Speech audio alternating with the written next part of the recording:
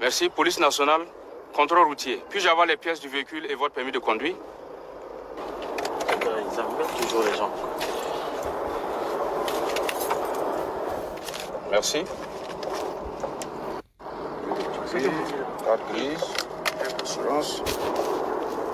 Ok, les papiers sont à règle, mais le problème c'est que l'appareil vous a flashé, vous êtes en excès de vitesse.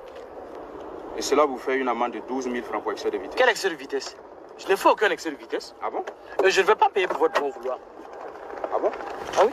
Bien sûr. Ah bon? Écoutez monsieur, vous venez de dépasser à plus de 100 à l'heure, un panneau limitant la vitesse à 50 km/h. Cela est très dangereux pour vous et pour les autres usagers. Marco, faut déjà foutre sur le gars, on va quitter ici. Marco, donne-lui le blé, on va partir. Écoutez, je vais vous donner que dalle. Ah bon? Vous emmerdez les gens pour avoir votre nation. Ah bon? Mais votre papa ne sortira pas de ma poche. D'accord. Dans ce cas, venez vous verrez avec le chef. Je veux mes papiers, remettez-moi mes papiers. Vous nous mettez super en retard. On est encore super urgent. Vous inventez des prétextes bidons pour arnaquer les gens et puis bon. Voilà quoi, ça va comme ça. Hein? Je vous parle, non? Ok, on y va voir votre chef. Chef, ce monsieur est fautif d'excès de vitesse. Et en plus, il refuse de payer l'amende.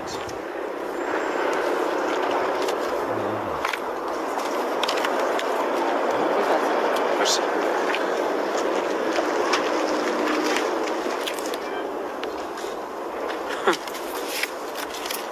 Je suis l'officier Kantiano de la police nationale. Monsieur Kira, votre excès de vitesse est manifeste. Le vrombissement de votre moteur s'entendait de loin. Dites-moi, comment vous avez freiné? Oh, c'est un hableur. Demandez même à mes potes. Ils pensaient même que je roulais comme une tortue. Alors qu'on a un bis très urgent rapide. Et puis je vous dis, madame, quand tu es pressé et que tu es sous pression, mais tu gazes sans te rendre compte, je veux mes papiers. Vous savez, reconnaissez votre tort. Faites ce que la loi prescrit. Selon cette infraction, payez l'amende de 12 000 francs, vous récupérez vos papiers. Et un conseil, respectez le code de la route. Eh bien, à mon tour, je vous donne un conseil, madame l'officier Cantiono. Soyez très gentil. Et puis, bon, je verrai mon oncle. Et il verra peut-être pour pistonner en haut. C'est un de vos morts puissants. Vous savez quoi? Cette proposition indécente que vous venez de faire s'appelle tentative de corruption d'agent. Ok. Ben, madame, vous refusez mon offre, mon deal. Ben, mes papiers me retourneront chez moi à la maison. Ceci dit, ben, ciao. Eh, les Picaillons, à nous revoir avec le papier, là. C'est ce qu'on va voir.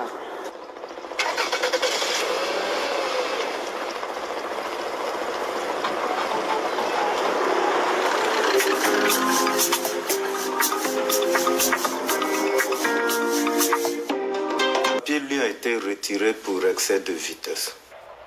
Excès de vitesse? Sauf votre respect, mon DR, il aurait dû simplement payer l'amende. Ben, c'est bien ce que je lui ai dit.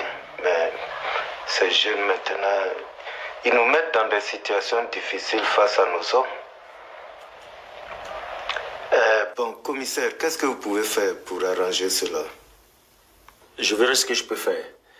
Et comme vous le dites, on ne peut pas prévoir la réaction de certains agents. Il fait déjà soir, je vous reviens demain matin. Ok, merci beaucoup. Je compte sur vous.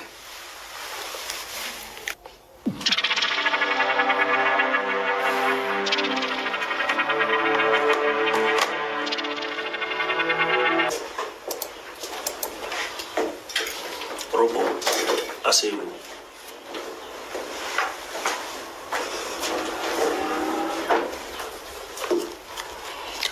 Officier Cantiono, je vous ai fait venir pour une affaire délicate. Il s'agit de l'affaire des documents de M. Marc Kira. Ah, mon commissaire, il est là pour payer son amende? Depuis hier soir, je ne fais que recevoir des appels nous demandant de lui restituer ces documents. Mais, mon commissaire, qui veut nous amener à outrepasser notre sens du devoir? Écoutez, officier, ce jeune homme est le neveu d'un de nos supérieurs. Il m'a rassuré qu'il l'a bien grondé et qu'il ne va plus recommencer. Et avec toutes ses excuses, il nous a prié de lui remettre les papiers. Mais, mon commissaire, ce n'est pas à l'homme de présenter ses excuses. C'est ce petit enfant gâté pourri impoli qui doit venir payer son amende et nous présenter ses excuses. Vous avez raison, mais parfois on est obligé de faire violence sur nous-mêmes. Faire de l'humanitaire pour souder plus l'entente avec la hiérarchie. Avec tous mes respects, mon commissaire, vous ne devez pas céder à ce genre de pression. Vous êtes mon supérieur. Vous savez très bien que c'est un trafic d'influence. Article 156 du Code pénal. Je sais que vous connaissez très bien le droit, mais au moment où je vous parle, il s'agit de protéger nos têtes. Vous comprenez ça? Mon commissaire, quelle tête vous avez à protéger? Mais en quoi vous êtes fautif dans cette affaire? Vous voyez, nous sommes redevables à ceux qui nous notent, à ceux qui nous ont nommés à des postes de responsabilité. Officier Cantiono, votre tour viendra certainement et vous verrez quels sont les petits privilèges de la fonction. Mon commissaire, je ne suis pas de cette école de pensée de népotisme et de favoritisme. S'il y a une justice pour les faibles, pourquoi l'impunité pour les nantis et leurs rejetons dépravés? Non, je ne serai pas complice d'une telle injustice sociale. Je ne vous permets pas de me parler sur ce ton dans mon bureau. Et je ne suis pas non plus de votre école de isme, népotisme, néocolonialisme. Mais dis donc, remettez les documents, c'est un ordre. Commissaire, je ne vous ferai pas ce plaisir. Ni vous, ni ce chef, ni moi ne sommes au-dessus de la loi. Je ne vais pas ignorer et violer la loi pour des convenances personnelles. Un acte caractérisé d'insubordination. Vous savez ce que ça peut vous coûter, ça? Vous savez qu'on peut vous casser? Remettez le document et je vais tirer un trait sur ça. Mon commissaire, faites ce que vous voulez. Je suis tenu par l'article 19 de notre code de discipline et de déontologie qui permet l'insubordination au cas où l'ordre donné est illégal et compromet l'intérêt public. Et comme c'est le cas, je ferai mes objections par écrit et nous porterons plainte contre le neveu de ce supérieur.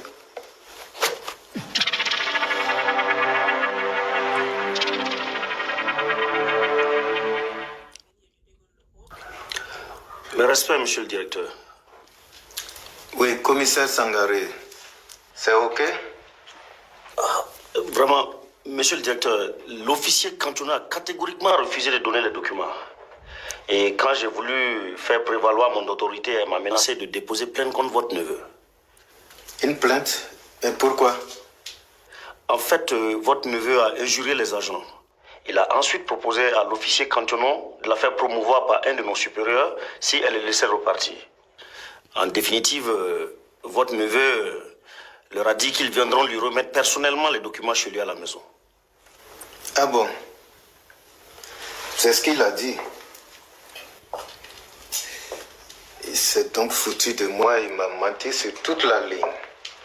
Ok, c'est bien, je vais régler ça, je vais régler ça personnellement. Mais commissaire, présentez toutes mes excuses à l'officier Cantiono et ses hommes. Que merci mon commissaire. Merci d'ailleurs.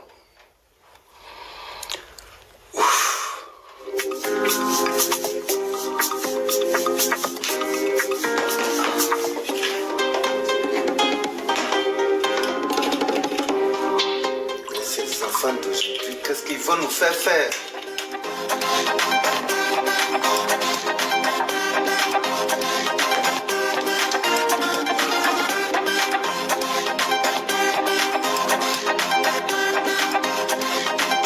Monsieur Kira, reconnaissez-vous vos torts? Oui, mon commissaire. Bien. Présentez vos excuses à l'officier. Je regrette, madame. Je m'excuse. Excusez-moi, mon commissaire. Plus fort, monsieur Kira. Je vous présente mes excuses, madame. Bien. Officier Cantiono, acceptez-vous les excuses du fautif? Mon commissaire, en accord avec les 3 assistants qui étaient avec moi, nous donnons une chance à cet égaré de se réhabiliter. D'abord, il faut qu'il paye l'amende de 12 000 francs.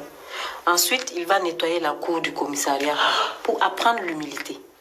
Nettoyer la cour? Ah oui, mon commissaire, il faut qu'il apprenne à obéir. Bien. Monsieur Kira, vous allez suivre l'officier Cantiono et répondre à ses exigences. Et officier Cantiono, le DR a promis de passer vous voir. Il est très fier de vous. Ce serait avec plaisir que nous l'accueillerons. Vous pouvez disposer.